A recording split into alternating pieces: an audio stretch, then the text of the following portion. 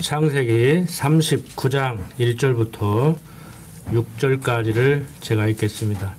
요셉이 이끌려 애굽에 데려가매 바로의 신하 시대장 애굽 사람 보디발이 그를 그리로 데려간 이스마엘 사람의 손에서 그를 산이라.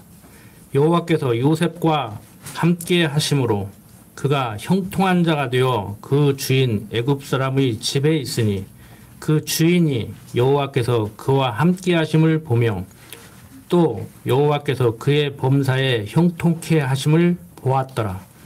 요셉이 그 주인에게 은혜를 입어 섬김에 그가 요셉으로 가정 총무를 삼고 자기 소유를 다 그 손에 유임하니 그가 요셉에게 자기 집과 그 모든 소유물을 주관하게 한 때부터 여호와께서 요셉을 위하여 그 애굽 사람의 집에 복을 내리심으로 여호와의 복이 그의 집과 밭에 있는 모든 소유에 미친지라.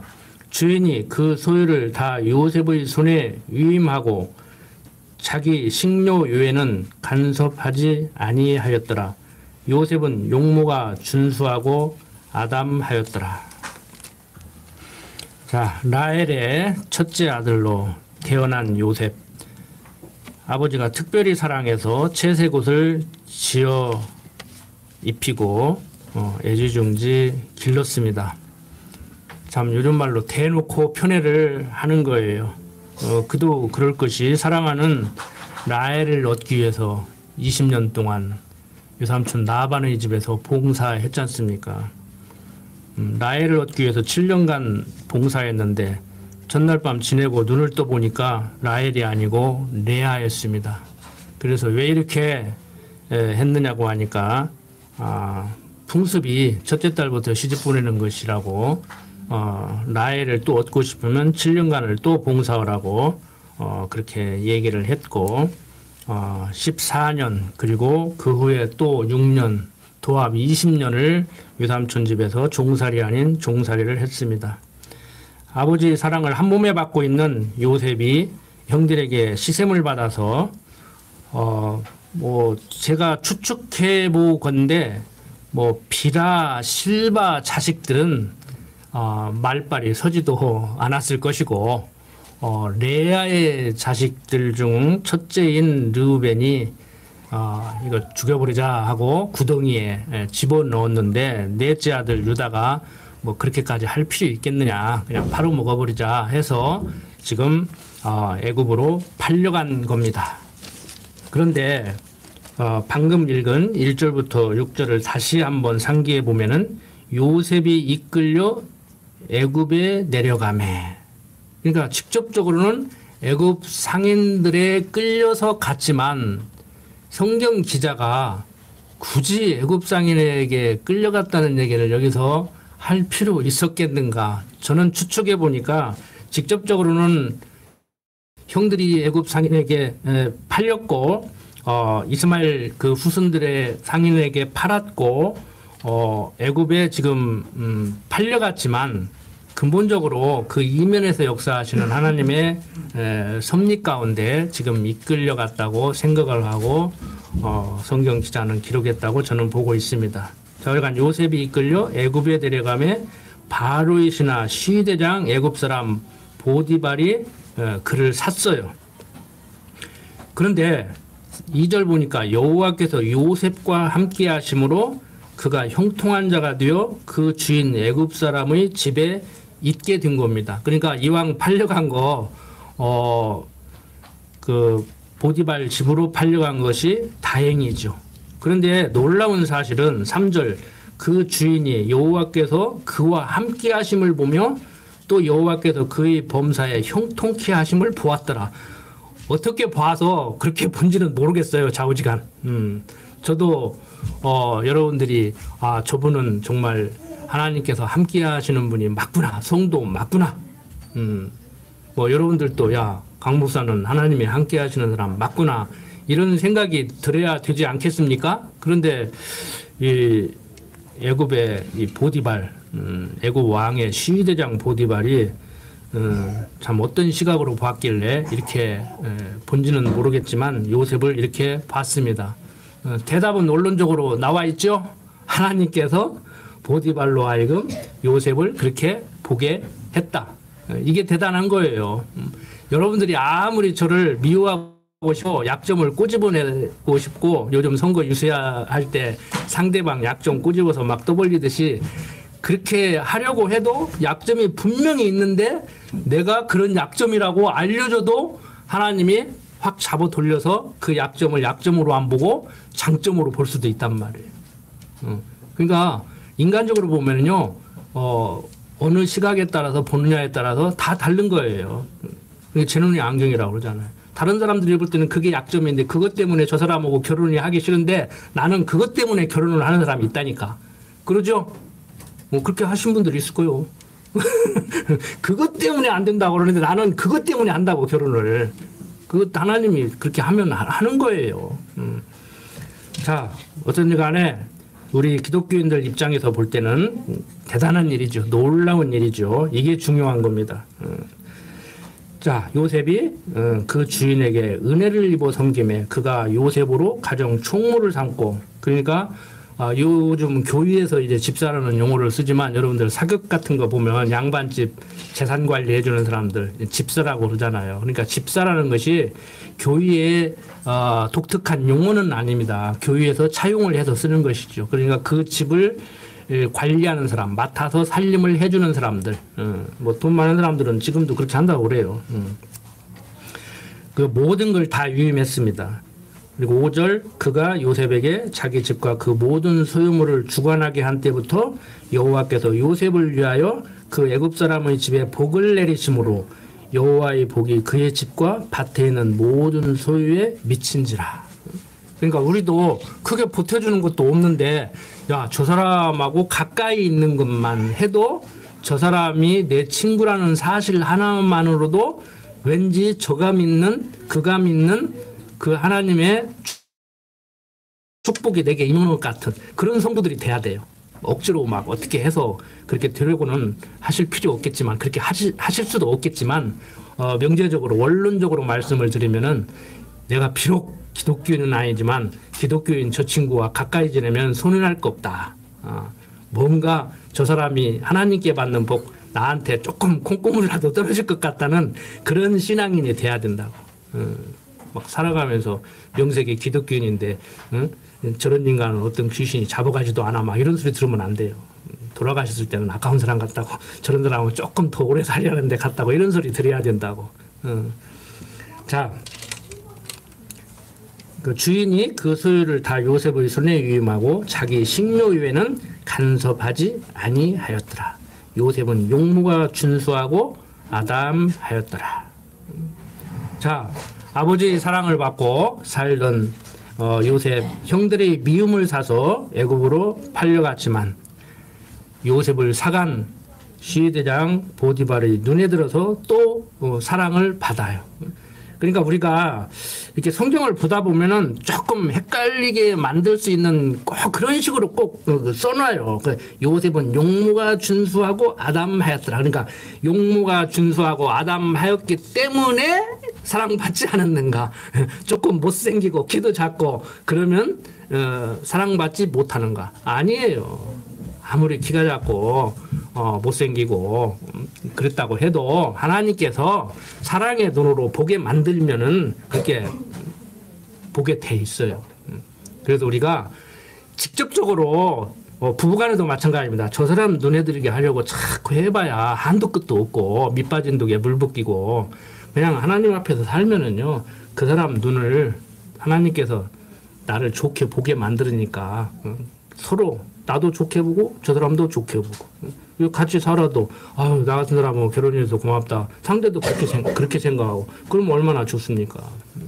그래서 제가 항상 강조드리는 거지만 내가 성경이 말하는 하나님을 그렇게 알고 살듯이 너도 성경이 말하는 하나님을 그렇게 알고 살아라. 그래서 나와 같이 믿는 것과 아는 것이 하나가 돼야 서로 대화가 되고 세상을 바라보는 시각이 같아지고 투표할 때도 허다못해 너 누굴 찍을 거야? 여보 누구 찍어야 돼? 뭐 물어보고 찍을 것도 없이 그냥 서로 대화를 안 했는데 나는 이래서 이 사람을 찍었다.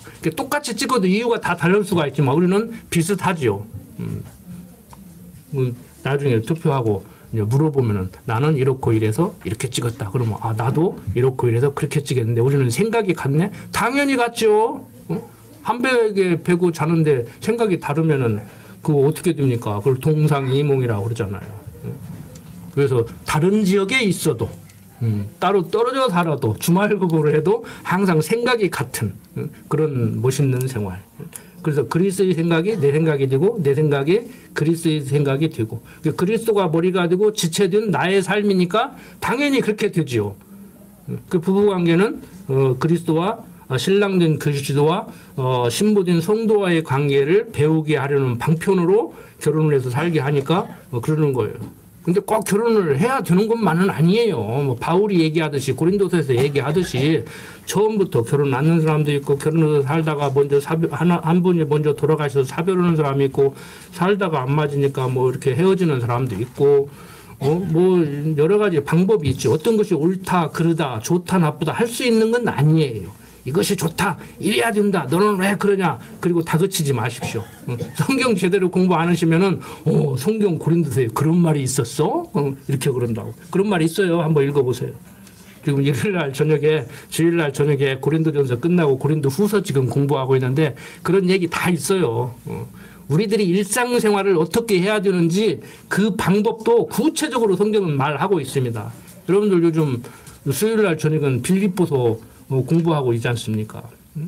그러니까 성경을 제대로 공부를 않고 목사님들에게 저는 어떻게 살아야 됩니까? 무슨 일을 하고 살아야 됩니까? 이렇게 물어보면은 그 짧은 시간에 단마디로 대답해 줄 수가 없잖아요. 이럴 수도 있고 저럴 수도 있는데. 그래서 여러분들이 지식적으로 일단 성경을 공부하고 오랜 세월 사시면서 80년 사시면서 이제 검증을 하고 그걸 확인해 나가는 것이죠. 자, 문제는 7절 보니까 그 후에 그 주인이 처가 요셉에게 눈짓하다가, 그러니까 유혹을 하는 거예요. 여기서 눈짓이라고 이렇게 번역을 해놨는데 조금 여자가 끼가 있었던가 봐. 뭐 남편이 시위대장을 하니까 집을 뭐 자주 비겠죠. 뭐 요즘 청와대 뭐 비서관도 제대로 하는 사람들은 일주일에 한 번씩 와서 5년 동안 그냥 옷이나 갈아입고 나가고 제대로 퇴근 못 온다고 하더라고. 이제 뭐 좀 가정적인 사람은 열심히 퇴근하는 사람도 있다고 하는데 그러면 업무 못 하죠. 제대로.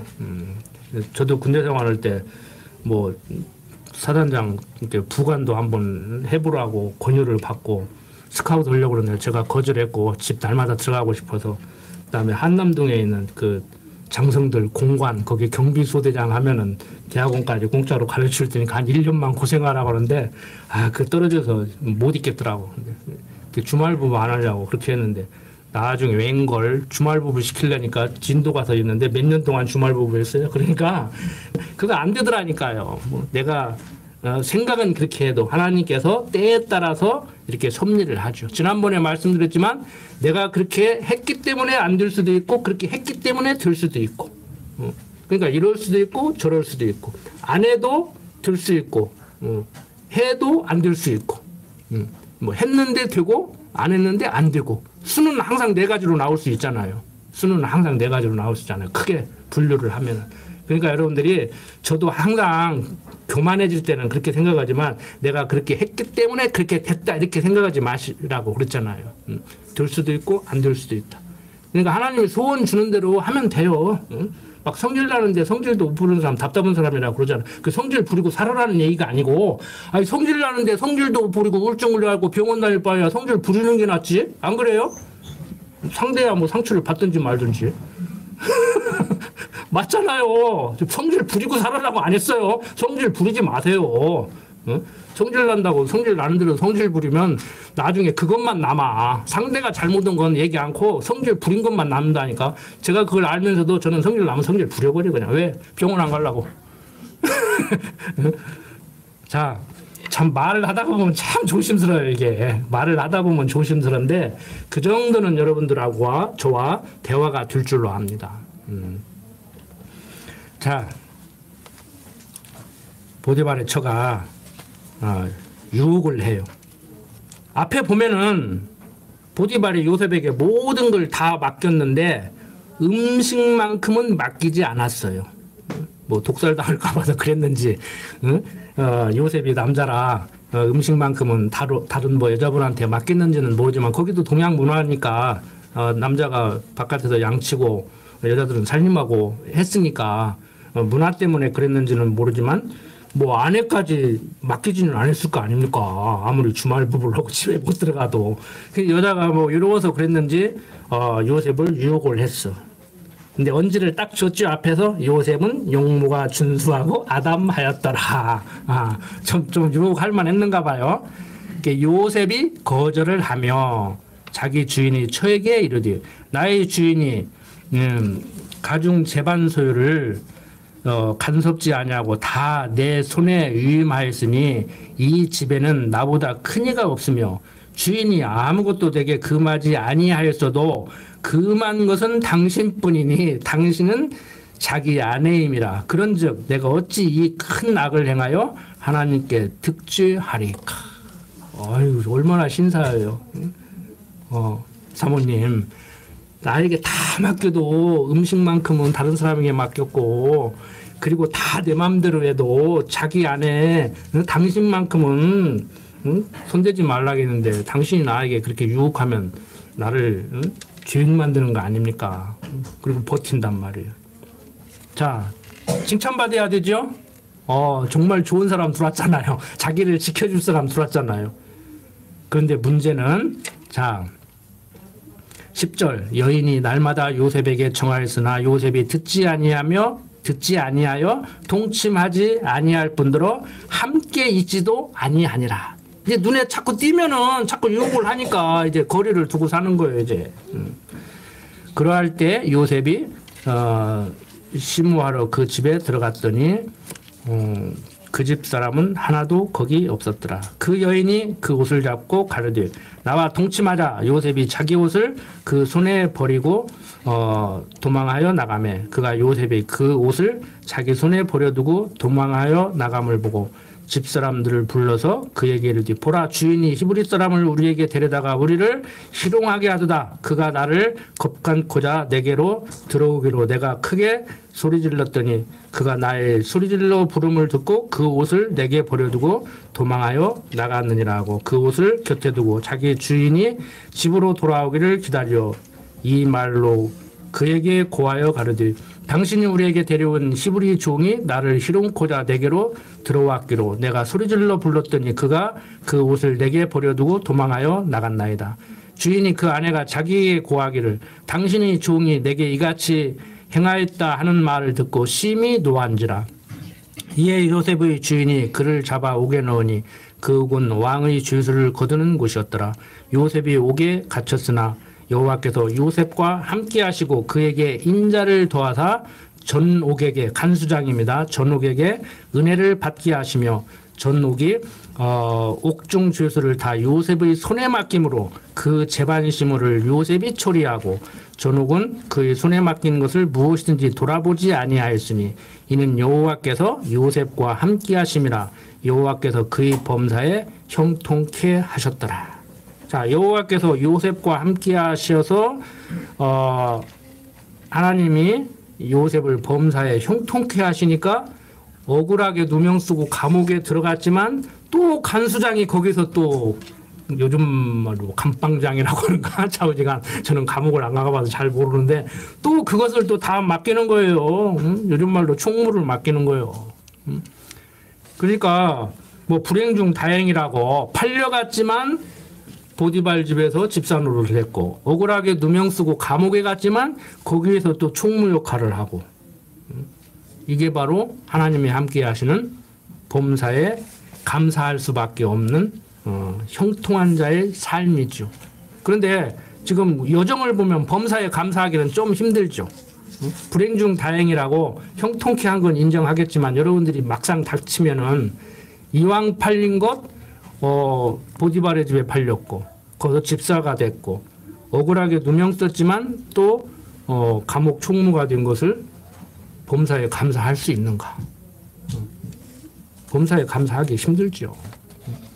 범사에 감사한다는 것은 성숙된 신앙인만이 할 수 있는 아주 수준 높은 그런 감사입니다.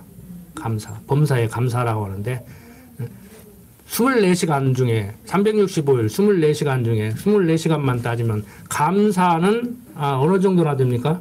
1시간 됩니까? 저는 1시간도 안 되는 것 같아요. 가르치는 제가 1시간 안 되는데 몰라요. 여러분들은 한 대여섯 시간 되는지 모르지만 그 뭐 1시간도 안 되는 사람이 대여섯 시간 되는 사람 가르치려니까 한시 뭐지? 이런 사람한테 배우고 있겠다고 앉아 계시니 진짜 여러분들 한번 생각해 보세요. 자는 시간 빼고 일에 몰두하는 시간 빼고 뭐 하고 감사한다는 얘기는 조금 시간적 정신적 여유가 있을 때 이 생각 저 생각 하다가 아이고 이만만 해도 감사하다 하는 생각이 있는데 그게 몇 분이나 되겠냐고 솔직한 얘기로. 대부분 뭐 방국사님도 그런 말씀 가끔 하시겠지만 주신 것에 대한 감사는 못하고 갖고 싶은데 갖지 못한 것 하나님이 안 주신 것에 대한 불평불만을 하고 원망하고 짜증내고 그러고 살죠. 만만한 사람 하나 걸리면 죽는 거예요 이제. 근데 뭐 아무리 생각해도 꼬투리 잡고 시비할 사람이 없으면 이제 길 가다가 불특정 다수인을 잡고 남의 차 때려부시고 이제 길 가다가 만만한 사람 힘없어 보이는 사람이 있으면 한 대 때리고 비일비재하잖아요. 그 뉴스에 나오잖아요. 여러분들 벌써 제가 한 15년 전에 들은 얘기인데 TV에서 충격 보고하고 하는데 그때 당시에 우리 아이들 10명 중에 3명이 정신질환에 시달린다고. 지금도 마찬가지예요. 지금 더 좋아졌을 것 같죠? 세상이 15년 전보다 더 좋아졌으니까 경제적으로 풍성해졌으니까 이제 고등학교까지 무상교육하고 교복도 주고 점심밥도 다 주고 그러니까 굉장히 좋아졌을 것 같죠? 애들이 행복할 것 같죠? 소아정신과가 몇 터집니다 지금. 2시간에 3명이 자살을 해요 지금. 세계에서 1등이에요 1등. 지금 코로나로 몇 명 죽었어요? 별거 아니에요. 코로나 겁낼 거 없어. 뭐 걸려봐야 뭐 시원찮은 감기보다 못 온다는데. 뭐 백신 3번만 해도 걸리대. 나는 안 맞았어도 한 번도 안 걸리는데. 요즘 어디 가면 무심코 마스크도 벗어 막 사람들이 깜짝깜짝 놀래요. 막 그래서 나 백신도 안 맞았어요. 걱정 말아요. 자, 물론 우리가 인간이기 때문에 육신에 한계가 있기 때문에 정부 정책도 따르고 질병도 두려워할 줄 알고 항상 교통사고도 조심하고 저는 안전에 대해서 좀 지나치게 신경을 쓰는 사람들이에요. 우리나라 사람들이 너무 안전 불감증에 지금 노출되어 있는데 너무 지나치다 할 정도로 신경을 쓰는 사람인데 그건 너무 지나쳐도 괜찮죠. 하나님께서 저에게 그런 마음을 주셔서 조심하게 해서 저를 지켜주신다고 저는 생각을 해요. 그래도 군대 생활할 때도 안전사고 한 번 안 났다고. 여차하면 뭐 사고 나는데 다른 부대는 한 번도 사고 안 났다고. 자, 여러분들 하나님을 여호와로 알고 사는 사람들, 하나님께서 보호하신다고 하니까 막 무슨 독을 먹어도 해를 받지 않는다고 하니까 제추제 한번 먹어봐요. 한 방울만 먹어도 죽어. 그런 겁없는 짓들, 맹신적인 거, 성경적인 것 같지만 성경으로는 동떨어진 그런 우매한 그것을 믿음이라고, 믿음 좋은 거라고 하시면 안 되고 항상 우리가 조심할 건 해야죠. 하나님께서 나에게 조심할 마음을 주어서 조심하게 해서 보호하시고 하나님께서 나로 하여금 방심하게 하고 젊은 혈기, 객기 부리게 해서 사고 나게 해서 나를 어려움에 처하게 하시고 물론 아무리 내가 객기 부리고 벼랑에서 뛰어내려도 아파트에서 출신해도 하나님이 안전하게 받아서 보호하신다는 거 저 믿습니다. 그렇지만 그거 시험해보고 싶지는 않아요. 어떤 사람같이. 가끔 시험 보는 사람이 가끔 나오더라고.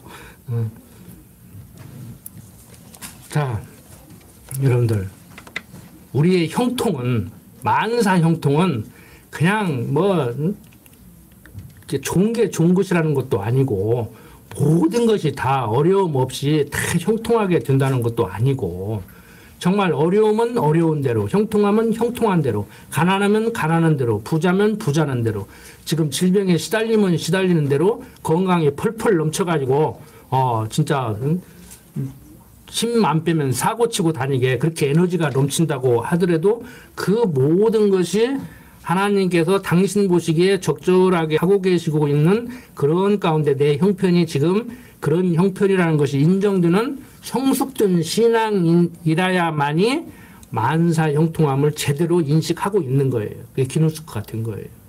그래서 우리가 데살로니가전서 한번 봅시다. 5장 15절을 한번 봅시다. 데살로니가전서 5장 16절.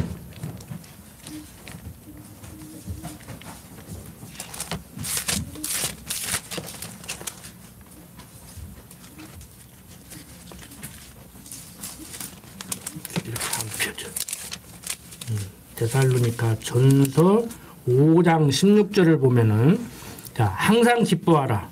쉬지 말고 기도하라. 범사에 감사하라. 이는 그리스도 예수 안에서 너희를 향하신 하나님의 뜻이라는 거예요. 그러니까 그리스도 예수 안에서 우리를 향하신 하나님의 뜻이 항상 기뻐하라. 뭐 복권 되면 기뻐하고 뭐 주식 투자해가지고 쫄딱 망하면은 기뻐하지 말고 그게 아니고 항상 기뻐하라는 거예요. 그렇다 해가지고 또 막 24시간 막 웃고 다니지 마세요. 그럼 사람들이 이상한 게 보니까 쉬지 말고 기도하라. 이것도 지난번에 말씀드렸죠. 뭐 주시옵소서 막 믿습니다 하고 막 그런 거 하라는 얘기가 아니고 항상 하나님의 뜻을 생각을 하는 거예요. 내 뜻 찾고 구현하려고 하지 말고 하나님께 내 요구를 좀 들어달라고 하지 말고 쉬지 말고 기도하라. 항상 하나님을 뜻 생각해라. 잠시 쉬면서 내 뜻 생각하면 그때부터 욕심이 나오죠. 하나님 모르는 어떤 어부도 엊그저께 TV 풀어보니까요. 욕심 부리면 화를 불러일으킨다고 그러더라고. 그냥 오늘 고기 많이 잡으면은 많이 잡혔는가 보다. 내일 조금 잡히겠지. 그리고 또 내일 또 안 잡히면 모레는 잡히겠지. 그러다 보면 한평생 가는 것이지 바다에서 욕심 부리면 화를 불러일으킨다고 바로 죽음이라고 그런 얘기를 하더라고요. 맞아요. 하나님 모르는 사람들도 인생 경험을 통해서 그렇게 얘기하는데 욕심 부린다고 욕심대로 되냐고요. 욕심 부릴 것 같으면은 저만큼 욕심 많은 사람 없어요. 내가 욕심이 얼마나 많은 사람인데. 그 다음에 범사에 감사하라. 범사에 그냥 어떤 것은 감사하고 뭐 1시간 감사하고 뭐 그렇게 하라는 얘기가 아니에요. 어떤 일에든지 언제든지 무슨 일이든지 다 감사하라는 거예요. 결국 하나님이 역사를 섭리하신다. 내 인생을 주관하고 계시다. 내 생각은 육신을 가진 내 생각은 지금 못마땅하지만 하나님이 보시기에는 나에게 그게 내 생각보다 더 낫다고 생각하기 때문에 그렇게 인도하신다는 이게 돼야만이 이게 가능하다고. 이게 말로는 쉬운데 쉽지 않다니까요. 진짜 저도 뭐 통증에 시달릴 때는 정말 빨리 가고 막 싶다는 생각이 들 때 있을 정도로 통증에 시달리는데 여러분들 아픈데 그래 나는 건강했으면 좋겠지만 지금 하나님이 보시기에는 내가 아파야 그게 더 낫다고 생각해서 아프게 하나님 감사합니다 이러냐고 그게 어설프게 배워가지고 그러실런지는 모르지만 저는 그거 안 되더라고 그게. 하나님 나는 조금 다른 사람 같이 건강하게 하고 등산도 좀 하게 하고 아무거나 막 마음대로 먹게 하고 하면 안 됩니까? 못 좀 먹으면 알러지 일어나고 좀 걸으면 허리도 아프고 막 꼭 이렇게만 살아야 됩니까? 막 근데 하나님 음성을 못 들으면 이제 불평불만하다가 그러다가 가겠지만 근데 좀 미안하지만 너는 못마땅하지만 나는 그게 지금 내가 볼 때는 지금 나름대로 다 그렇게 하고 있는 것이다. 너야 당연히 안 좋겠지. 근데 내 존대로 하니까 어쩌겠느냐. 네 존대로 해야겠냐. 내 존대로 해야겠냐. 너는 네 존대로 내가 들러리 서줬으면 좋겠지만 너 못하는 거 그것까지 내가 해줬으면 좋겠지만 그건 네 생각이고 내 생각은 다르다. 그리고 성경은 얘기잖아요. 우리의 생각은 하나님의 생각과 동과 서가 먼 것 같이 그렇게 멀다. 그래서 회개가 뭐라 그랬어요. 내 생각을 쫓아서 하나님까지라도 하나님 이것 좀 하시오 하고 그런 하나님으로 부르려고 했던 생각에서 뒤로 돌아서 내 뜻을 저버리고 하나님 뜻대로 하시옵소서. 손부여 의지없어 손들고 옵니다. 내 뜻대로 마옵시고 주의 뜻대로 하시옵소서. 이런 인생을 사는 것이 회개라고 그랬잖아요. 그러니까 유턴, 운전으로 말하면 유턴, 뒤로 돌아가. 자, 그게 가능해야 범사에 감사가 되는 것이죠. 자, 요셉 이제 감옥에 갇혔습니다. 정말 얼마나 억울하겠습니까? 뭐 가르치는 제 입장에서 그 마음만 하느라고 다행이다. 불행 중 다행이다. 하나님이 함께 하시는 요셉이기 때문에 이렇게 된 거라고 말씀을 드렸지만 제가 요셉이라면 제가 지금 가르치는 같이 그렇게 안 될 것 같아요. 지금도 누명 쓰고 감옥에 가서 있으면은 씩씩거리면 씩씩거렸지. 주여 감사합니다. 그게 쉽게 안 될 것 같아요. 어떤 양반 그러더라고. 지금 뭐 대통령 가지고 감옥에 가 있는 그 장로 자기가 요셉이라고 요셉이 당하는 고난을 당하고 있다고. 모르겠어요. 그 양반 신앙이 성경적이라 정말 요셉이 당하는 애매한 고난을 당하고 있는지 죄값을 톡톡히 치르고 있는지 모르겠는데 자기는 요셉이라고 그러더라고요. 뭐 이거 들을는지 모르겠는데 어떤 신학교 교수는 이승만이 뭐 요셉이라고 그러대. 한국의 요셉이 이승만이라고 또 그러대. 다 좋아요. 뭐 전 이승만 대통령이 한국의 요셉이든지 아무개 장로가 감옥에 있는 아무개 장로가 지금 요셉이 당하는 고난을 당하고 있든지 간에 그건 자기 신앙이니까 자기 해석이니까. 근데 우리도 뭐 정말 성경적으로 그런 해석을 하고 정말 그것이 성경적으로 맞다고 하면 그게 정상이죠. 그렇게 돼야 되겠죠. 하나님의 뜻입니다. 인정하겠습니다. 그러면 억울해할 필요 없잖아요. 억울하다는 것을 얘기하기 위해서 지금 요셉이라고 하니까 그게 문제지. 나 억울하지 않습니다. 하나님이 주시는 애매한 고난 기쁘게 받아들이겠습니다. 사면하지 마십시오. 형량대로 살고 나갈게요. 여기서 죽어도 여한이 없습니다. 내가 뭔 더 바랄 것이 있겠습니까? 누려볼 것 다 누려봤는데요. 이러고 가면 내가 이제 석방청원하지. 이제. 그래도 우리 장로님인데 그냥 그만 보내주시오 하지. 무슨 얘기인지 아시겠죠? 같은 말을 해도 제가 듣기에는 같은 말이 아니라는 거예요. 정말 우리는 애매한 고난을 당하고 하지도 않은 말 했다고 그러고 누명을 쓰고 여러분들 그럴 수 있어요. 나는 뭐 시골에서 농사지니까 뭐 그럴 일 없겠지. 내가 무슨 나쁜 짓을 하겠어. 아니에요. 버스 타고 가다 옆에 앉은 아가씨가 내 허벅지 만졌다고 고소를 하는지 직장에서 동료 여성이 뭐 좀 가르쳐달라고 해서 옆에 갔더니 어깨를 감싸가지고 성추행당했다고 고발을 하는지 그거 모르는 일이라니까. 실제 그런 사람도 있겠지만 안 하고 누명 쓰는 사람도 있다고. 제가 지역 아동센터 봉사활동 가니까요. 애들 따르면서 무릎 위에 와서 앉고 선생님 목 끌어안고 그러는데 절대 그거 방어하라고 하더라고. 방어하라고 하더라고. 정색하고 절대 무릎에 못 앉게 하고 선생님 와서 목 끌어안으면 얼른 떼라고 하더라고. 걔는 아버지 사랑에 굶주려서 그럴 수 있는데 다른 애가 사진 찍어서 신고를 한대요. 다른 애가. 그만큼 지금 정말 살얼음판 걷는 어디 봉사활동 가서 애들하고 친하게도 지내기 힘들 정도로 그런 세상이에요. 그런 일 당하지 말라는 뭐 있습니까? 여러분들? 지금 공무원도 계시고 뭐 직장생활 하는 분들도 계시고 근데 그때 우리는 이 말씀 생각나서 정말 위로를 받고 담대하게 대처를 하고 나중에 이제 누명 벗고 그러면 좋겠지만 뭐 평생 못 벗으면 또 어쩔 거냐. 하나님 잡아 넣으면 그래야지. 그래서 하나님 앞에서 제대로 살아야 돼요. 좀 높아지면서 말씀드리지만 징계의 채찍 맞으면 그럴 수 있어요. 뭐 경건의 연습으로 시킨다고 하면은 뭐 그럴 수 있겠지만 그건 회복이 되겠죠. 경건의 연습이니까 회복을 시켜주겠지. 근데 징계의 채찍으로 맞으면 이제 호되게 이제 아픈 것이지 이제. 그 어떤 목사님이 그런 표현을 하더라고. 상처가 나면은 아무래도 흉터는 남는다. 맞아요. 인생에 오점이 남아요. 그거 지우려고 몸부림치는데요. 명예 회복 안 돼요. 그거 한 번. 자, 가장 중요한 것은 여호와께서 요셉과 함께 하심이라. 여호와께서 그의 범사에 형통케 하셨다는 겁니다. 자, 감옥에 갇혔는데 이제 관원 2명이 또 요즘 말로 깜빵 동기야.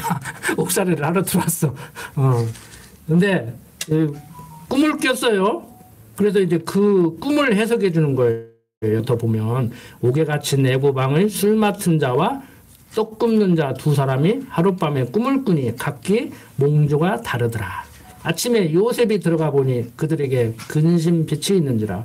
요셉이 그 주인의 집에 자기와 함께 갇힌 바로의 관원장에게 묻되 당신들이 오늘 어찌하여 근심빛이 있나이까.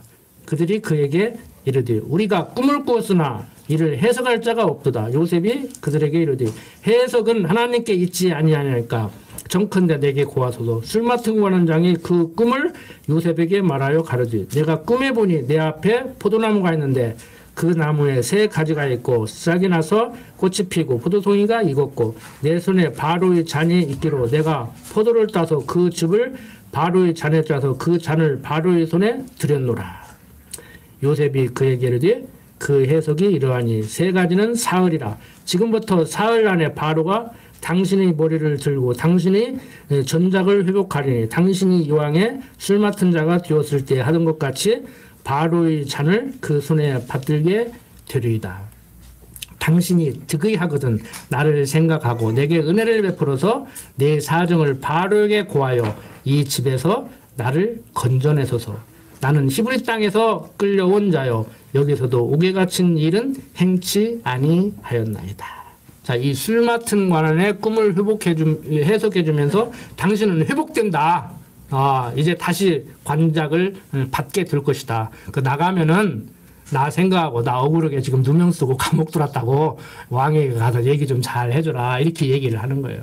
그냥 지금 요셉 마냥 좋은 거 아니죠? 인간인데 요셉도 지금 나가야 돼. 억울한 거야. 지금 억울해가지고 막 발광을 하고 막 감옥 생활을 부실하게 하는 것이 아니고 최선을 다해서 하기는 하되 나 지금 억울하다 이거예요. 가서 얘기 좀 해달라는 거예요. 누명 쓰고 왔다고.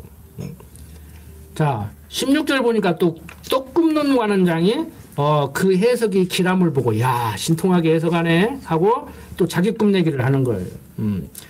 나도 꿈에 보니 흰떡 세 광주리가 내 머리에 있고 그 윗광주리에 바로를 위하여 만든 각종 구운 식물이 있는데 새들이 내 머리 광주리에서 그것을 먹더라.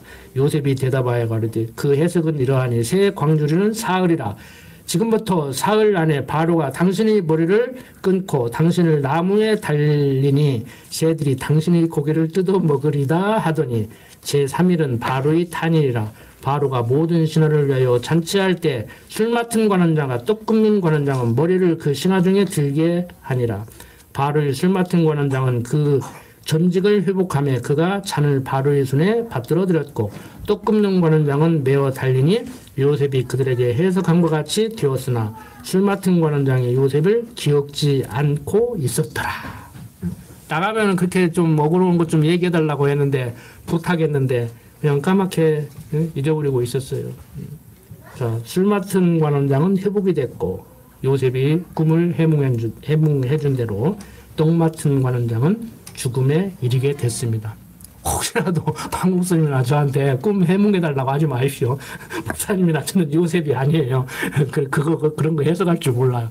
내 꿈도 뭔 꿈인지 모르겠는데 개꿈 꾸는 경우가 허다한데 무슨 꿈을 꿨는지도 기억도 안 나는데. 저는 목사님들이 그러더라고요. 이게 세미나 할 때 같이 자면은 강 목사는 거짓말 못 하겠대. 왜 그러냐니까 꿈꾸면서 얘기를 다 한다는 거예요. 물어보면 대답까지 한다는 거예요. 요즘은 나이 먹으니까 그러는가. 이제 잠 꿈을 많이 꾸는데 기억도 안 나요. 꾼 것만 생각나고 내용이 기억이 안 나. 옛날에는 생생하게 기억났는데. 사람마다 다 특색이 있겠죠. 이런 게 궁금해가지고. 예언은사를 제대로 실현하지 않으니까 교인들이 점집에 가느니 꿈 해몽을 제대로 안 해주니까 교회가 부흥이 안 되느니 이런 말씀들을 하시는 분들이 종종 있는데 이건 지금 하나님이 요셉과 함께하고 이러이런 여정을 통해서 이렇게 됐다. 지금 하나님이 역사를 주관하시는 하나님의 요셉의 인생을 이렇게 인도해 간다는 그러한 여정 가운데 억울하게 누명 쓰고 감옥에 갇혔을 때 이런 꿈 해몽을 한 일이 있었다. 이런 얘기를 하는 것이지 이런 것을 저다가 능력 받으면 예언 은사를 받으면 예언을 할 수 있고 목사님들은 하나님의 종이니까 꿈 해몽을 이렇게 요셉같이 할 수 있고 이런 얘기는 아니란 말이에요. 성경은 하나님이 여호와 되심을 가르치는 책이지 성경을 통해서 돈 버는 비법, 건강을 유지하는 비법, 뭐 칭찬받는 비법 뭐 이런 거 배우는 책이 아니란 말이에요. 성경은 하나님이 여호와 되심을 얘기하고 있어요. 즉 역사를 주관하심을 얘기하고 있단 말이에요. 그래서 주보 그 별지 받으셨습니까? 자, 우리는 신적 작정론을 얘기하죠. 하나님께서 작정하시고 예정하신 가운데 당신이 모든 것을 당신 뜻대로 섭리하시는 여호와심을 알게 하려고 약속하고 약속대로 이루는 약속 성취 섭리를 해가신다. 이게 성경이 말하는 우리가 말하는 주장입니다. 그런데 여기에 좀 대립되는 반대하는 그런 이론들이 있어요. 그건 철학자들이 하는 얘기인데 숙명론이라는 게 있어요. 숙명론. 운명론이라고 그러는데 여러분들 예정론 잘못 배우면 이 운명론으로 받아들입니다. 그게 무슨 얘기냐면 운명론이라는 것은 이 세계 및 인간에 관련된 모든 것이 숙명에 의해서 인간은 무조건 숙명적으로 지배당하고 있다는 거예요. 운명론. 그러니까 예를 들어서 여러분들이 가난하게 살면은 다 팔자소가녀 그러고 살아. 그냥 부자 되려고 하지 말고. 뭐 가난하게 태어난 사람들은 부모 잘못 만나고 뭐 학교 많이 안 다니고 이렇게 뭐 그렇게 시원찮은 사람은 하루에 그냥 일주일에 그냥 뭐 120시간도 일하고 유통기한도 지나고 먹고 그런 것이지 뭘 그렇게 막 애걸복걸해갖고 출세하려고 그래. 그냥 살아. 다 운명이려니 하고 살아. 이게 운명론이에요. 쉽게 말해서. 그러니까 권력자들에게 도전 의지를 못 갖게 하는 거예요.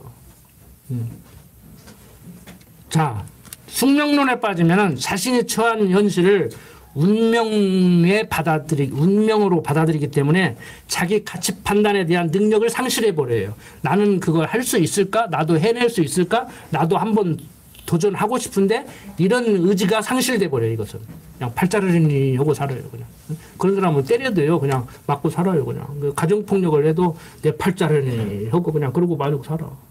어렸을 때는 아버지한테 말하는데 결혼해서 남편한테 받고 이제 늙어서는 자식한테 받고 그러고 산다니까. 실제 그렇게 사는 사람들이 있어요. TV에 나와요.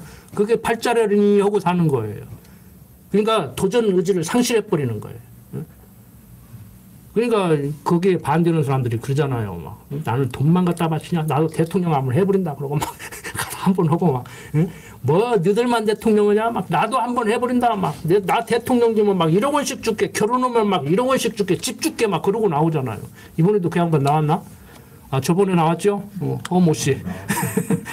그런 사람들은 그건 일단 사입이지만 종교인이거든. 운명론 안 받아주는 거예요. 그 사람들은. 너만 하냐? 못 올 때 못 올 망정 나도 가서 돈 뭐 5억인가 내놓고 나도 막 떠벌리고 한 번씩 막 원 없이 가서 얘기해버릴란다 막 이러고 나오는 사람들이에요. 돈 있으면 그거 하면 괜찮아요. 뭐 얼마네 막 길거리 다니면서 막 대통령 욕도 하고 전 정권 욕도 하고. 그 다음에 우연론이라는 것이 있어요. 이것은 그냥 우연히 된다 이거야. 우연히. 세상에 일어나는 일은 무슨 법칙이 있는 것도 아니고 그냥 우연히 된다. 이건 뭐 별로 뭐 얘기할 거리도 없어요. 그 다음에 이제 좀 우리하고 좀 충돌할 수 있는 좀 문제가 되는 정말 신학적으로도 좀 헷갈릴 수 있는 것이 있어요. 결정론.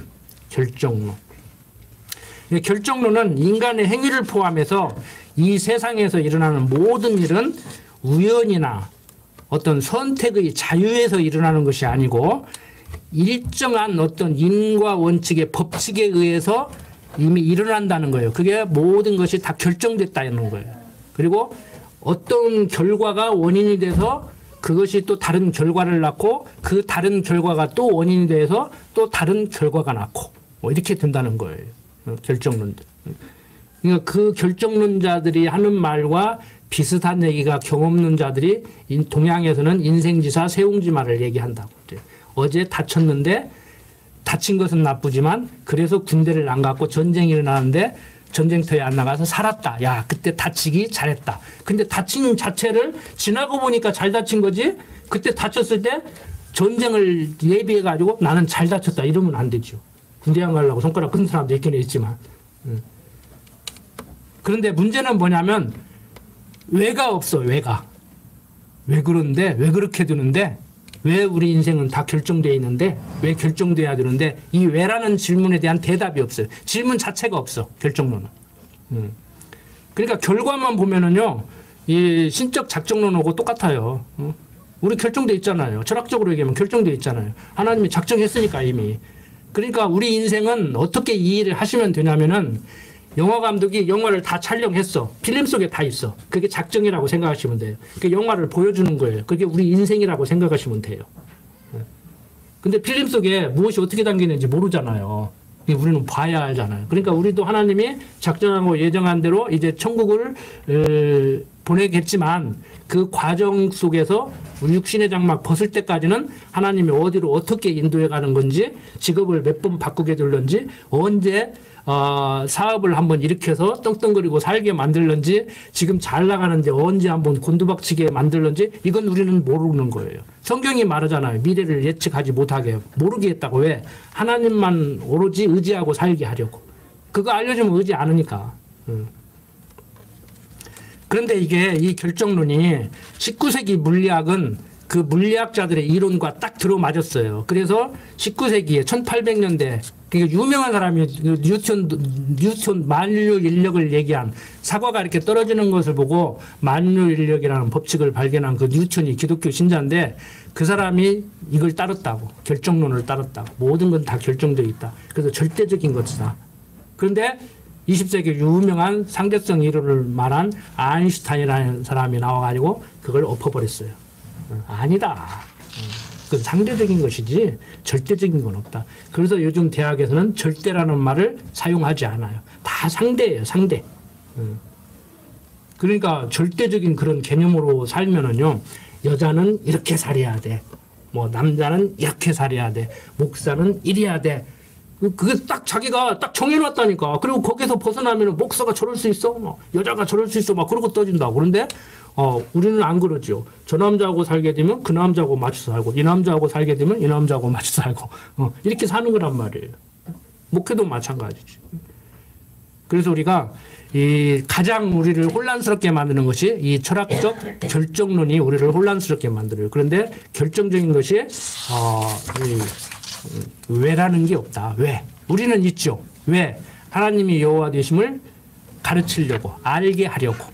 하나님 입장에서 보면은 가르치려고, 계시 열어서 보여준다. 우리 입장에서 보면은 하나님 배우게 하려고 그렇게 섭리를 한다는 거예요. 여러분들, 이 왜라는 질문이 여러분들을 곤욕스럽게 만들죠. 얼마 전에 여기 성산 사는 친구가 요즘 어떻게 지내? 뭐 손자 뭐 이렇게 돌본다고 집사람하고 이렇게 떨어져 살고 요즘 그냥 좀 그러고 있네. 그랬더니 근데 좀 말이 늦어. 그랬더니 아이고, 말 빨리 오는 거 기다리지 마. 말을 못 할 때가 편하지. 말하기 시작하니까 완전 어서 그러더라고. 왜? 그랬더니 할아버지 이거 뭐야? 할아버지 뭐야? 하루 종일 물어본다는 거야. 막 죽겠다는 거야. 나중에 보면은 막 이제 아는 것이 없어서 대답을 못 하고 막 입이 아파서 못 하겠다는 거예요. 이제 알아도 대답하기 싫다는 거예요. 이제. 그렇지, 엄마들. 특히 엄마들 하루 종일 집에 있다 보면은 왜라는 질문에 대한 답을 얻어야 돼요. 그거 답해줘야 돼요. 어떤 형태로든지 답해줘야 돼요. 근데 우리는 성경적 기독교 가치관에 의해서 대답을 해줘야 돼요. 엄마 왜 그래? 왜 그래? 왜 그래? 한번 대답을 해줘야 되죠. 우리는 결론은 나왔어요. 최고 정점에서 대답할 수 있는. 앞뒤 딱 잘라버리고 대답하지 마시고 그 수준에 맞게. 하나님이 여호와 되심을 알게 하려고 이렇게 살게 한다. 왜 공부해야 돼? 왜 취직을 해야 돼요? 왜 결혼해야 돼요? 안 하면 안 돼요? 성경적으로 대답하십시오. 또 유교적으로 대답하지 마시고 불교적으로 대답하지 마시고. 그러면 우리는 참 자유로워진단 말이에요. 그리스도 안에서 참 평강을 준다고. 주님으로 오신 예수님은 수고하고 무거운 자들아 다 내게로 오라. 내가 너희를 쉬게 하리라고 그랬는데 갔는데 왜 못 쉬냐고. 이상하지. 안 갔으니까 못 쉬지. 갔으면 쉬어야지. 친정집에 간 것만 또 못해가지고 되겠어요? 우리 여자분들 친정집에 간 것만 또 못해가지고 되겠냐고. 하나님 앞에서 사는데 항상 까탈스러운 시어머니 앞에서 사는 것까지 살아서 되겠냐고. 기독교 신앙생활을 그렇게 해도 되겠냐고. 우리 목사님이나 저는 그런 신앙생활을 하시지 말라는 거잖아요. 까탈스러운 시어머니 앞에서 살듯이 살지 말고 친정집에 가서 두 팔 두 다리 딱 벌리고 누워서 좋다 하는 그런 신앙생활을 하시자는 거잖아요. 물론 할까 하면서 한 거지. 뭐 농부가 일하고 좋다 나무를 길면서 24시간 잠이나 자고 그럴 겁니까? 직장생활하는 사람이 좋다 그러고 출근 안 할 겁니까? 직장 가면 좋고 집에 오면 좋고 출근하는 발걸음이 그냥 보고 싶은 것 좋은 것이 너무 좋아서 지각할 정도로 막 하고 퇴근할 때 되면 또 포장마차가 아니라 그냥 새우는 소리도 좋고 아카시아 향기도 좋고 집에 가면 또 그냥 처자식이 있어서 반겨주니까 좋고 맛있는 거 먹고 좋고 그렇게 사는 거예요. 그러니까 돈이 많고 적고 항상 말씀드리지만 건강이 좋고 나쁘고 세상적으로 인정을 받고 안 받고를 떠나서 살만하다. 참 한번 사는 인생 뭐 세상 사람들 같이 돈 많고 건강하고 출세하고 그렇진 못해도 참 좋다. 주여 감사합니다. 한평생 재밌게 살고 가겠습니다. 갈 때 아들아 딸아 한평생 잘 놀다 간다. 재미있게 놀다가 뒤따라와라. 나 먼저 간다. 가서 기다리고 있을게. 이렇게 사는 것이 우리들의 아름다운 삶이지 않겠냐 하는 것이죠. 자, 이렇게 이제 다음 시간에 또 기회가 있으면 말씀을 드리겠지만 철학적 작정론이나 신적 작정론이나 지금 계속 문제가 되고 있는 게 뭐냐면은 철학자들도 그 생각을 해요. 인간의 자유의지가 있다고 하는 철학자들도 있고 철학적 작정론을 얘기하는 사람들도 있고 인간의 자유의지가 없다고 얘기하는 철학적 작정론자들도 있어요. 그리고 신학적 작정론자들 중에서도 인간의 자유의지가 있다는 사람들이 있고 자유의지가 없다는 사람들이 있어요. 그래서 여러분들이 굉장히 혼란스럽다고. 어설프게 대학물 먹고 철학 공부하면은 그거 철학적 결정론 아니야? 나 다 아는 거야. 그런데 아니에요. 성경 읽어보세요. 대학에서 가르치는 철학자들에게는 철학적 작정론하고 신학적 작정론하고 같은 얘기인가 한번 공부를 해보시라고. 한 15분 설교하면서 믿습니까? 아멘 할렐루야 하고 그냥 집에 가고 왔다 갔다 하시지 말고 성경 공부하면서 이렇게 신학 공부를 하시면서 다 못하니까 여러분들이 젊은 사람들은 책도 좀 사서 읽어보시고 저한테 좀 질문도 하고 토론도 하시고 이렇게 하면서 여러분들이 신앙생활을 유지하고 했으면 좋겠습니다.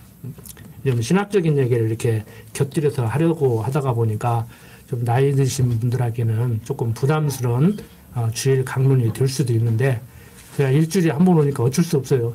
점심 먹고 오후에 이제 신학 공부를 하려고 했더니 오전에 한 번만 보이니까 어쩔 수 없으니까 여러분들이 당분간 이해를 해주시고 시간 나시는 분들은 주일날 저녁에 들으십시오. 온라인으로. 그리고 참고로 말씀드린데 군옥교육 후계자 여자 남자 안 가려요. 뭐 정규 신학교 뭐 4년제 나왔냐 안 그게 중요한 게 아니야. 목사님 보실 때 여기다 세워놓을만 하고 제가 볼 때 세워놓을만 하면 남녀 불문 여기다 세우겠다니까. 무슨 말씀인지 아시겠죠? 열심히 하세요. 외부에서 데리고 올 거예요. 외부에서 데려올 사람 없다니까. 없어요. 지금 당장은 안 보여. 뭐 숨겨놓은 사람이 있는지 모르지만 하나님이 저 말고 후계자로 숨겨놓은 사람이 있는지는 모르지만 나는 못 믿겠어 아직까지는. 믿음이 없어서. 여러분들 중에 하나가 나오기를 저는 학수고대합니다. 목사님도 그러실 거예요. 자, 기도드립니다. 아버지 하나님, 천지 만물을 지으시고 섭리하시는 하나님께서 요셉의 인생을 주관하는 것 같이 우리의 인생도 주관하고 있습니다. 어떠한 상황 가운데서도 마음에 평정 잃지 않게 하여 주시옵소서. 육신이 연약하기 때문에 세상이 약하기 때문에 살아가다 보면 애매한 고난을 당하고 애매한 소리를 당할 때도 있습니다. 손가락질 받을 만하게 타락한 삶을 살지 않았음에도 불구하고 오해 때문에 누명을 써서 억울한 일을 당할 때도 있습니다. 그때마다 말씀 생각나게 하시고 하나님께서 나를 징계하시고 경건의 연습 하심을 항상 생각하고 살아가게 하여 주시옵소서. 어떠한 상황 가운데서도 마음의 평강과 바꿀 만한 가치로운 것은 없다는 생각으로 세상을 살아가도록 하나님 강한 발로 붙들어 주시옵소서. 부족한 종 예수님 이름으로 기도드립니다. 아멘.